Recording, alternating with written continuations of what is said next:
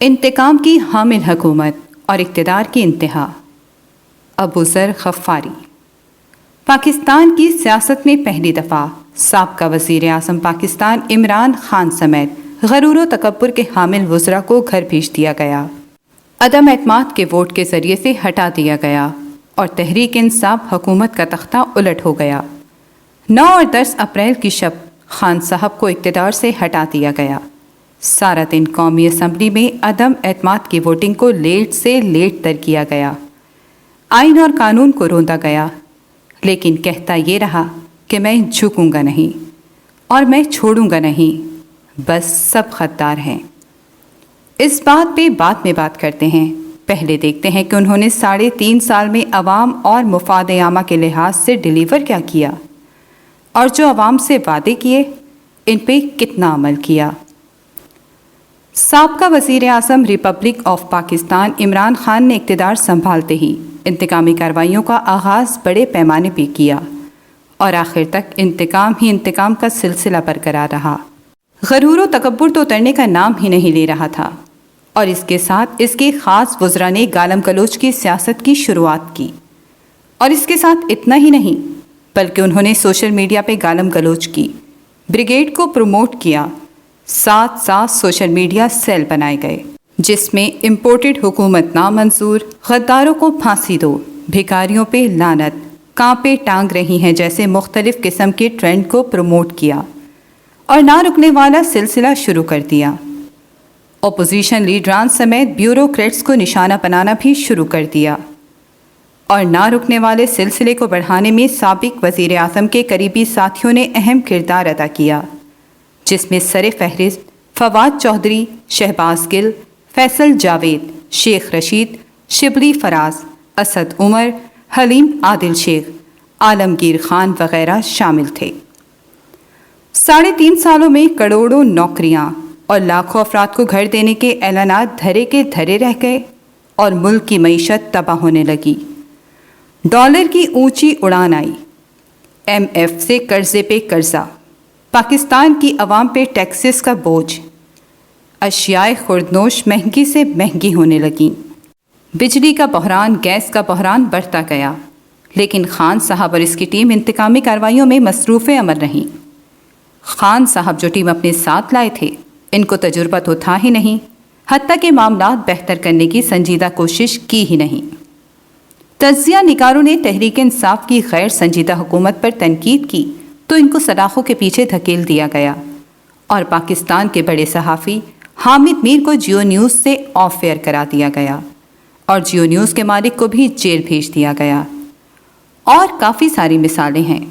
بات یہاں ختم نہیں ہوتی۔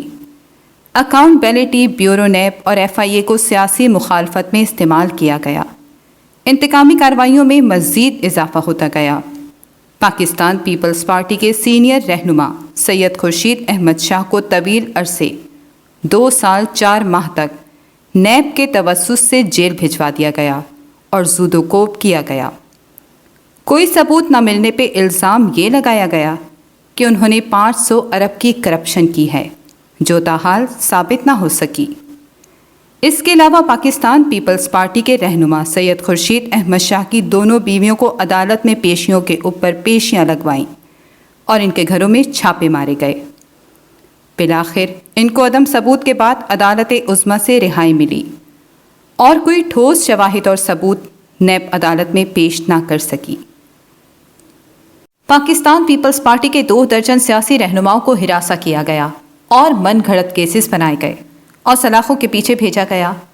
نون لیگ کے مرکزی رہنما شہباز شریف میاں نواز شریف کو بھی اسی طرح نیب اور FIA کے توسط سے کیسز کا سامنا کرنا پڑا، اور نون لیگ کے 2 درجن سے زیادہ رہنماؤں کو بھی انتقامی کارروائیوں کی بھیٹ چڑھا دیا گیا۔ سوال یہ پیدا ہوتا ہے کہ تحریک انصاف کے خاص معاون وزراء اور سوشل پیڈ بریگیڈ نے گالم گلوچ کی سیاست کو فروغ دینے میں پاکستان کی سیاست میں پہلی مرتبہ دیکھنے کو ملے، اور انہوں نے ایک نیا ٹرینڈ متعارف کروایا جو کسی سیاسی پارٹی میں ہم نے آج تک نہیں دیکھا۔ مختلف تقاریر میں مولانا فضل الرحمان، آصف علی زرداری، بلاول بھٹو زرداری سمیت تمام اپوزیشن لیڈران کو اپنے غرور اور اقتدار کے نشے میں ہر تقریر میں نامناسب الفاظ سے پکارتا تھا اور طاقت کا ناجائز استعمال کیا کرتا۔ میں ریاست مدینہ بناؤں گا، اور اپوزیشن لیڈران کو نازیبہ الفاظ منسوب کر کے خان صاحب نے اپنے سیاسی کیریئر کو داغدار بنا دیا۔ لیکن انتقامی کارروائیوں کے علاوہ 3.5 سالوں میں ڈیلیور صرف 0% کیا۔ ان 3.5 سالوں میں تحریک انصاف کی حکومت نے جتنے بھی وعدے کیے وہ وفا نہ ہو سکے۔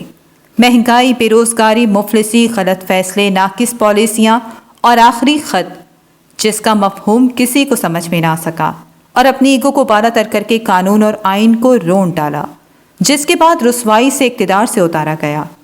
سیاست میں تنقید بھی ہوتی ہے، نظریاتی اختلاف بھی ہوتے ہیں، لیکن اخلاق کے دائرہ کار میں رہ کر۔ میں سمجھتا ہوں کہ اگر ان بڑی غلطیوں سے خان صاحب سمجھ جائیں تو آئندہ سیاسی میدان میں کچھ سیٹیں ان کی پارٹی کو ملیں، اور اگر یہی روش رہی گالم گلوچ بریگیڈ کو پروموٹ کرنے والی تو ان کی پارٹی کا سروائیول ہونا بڑا مشکل ہو جائے گا۔ والسلام، ملتے ہیں اگلے کالم میں۔ اگر آپ دوستوں کو میرا مضمون اچھا لگا تو کامنٹس میں ضرور آگاہ کریں، اگر کمی بیشی ہے تو اصلاح ضرور کیجیے گا۔ ابوذر غفاری 066@gmail.com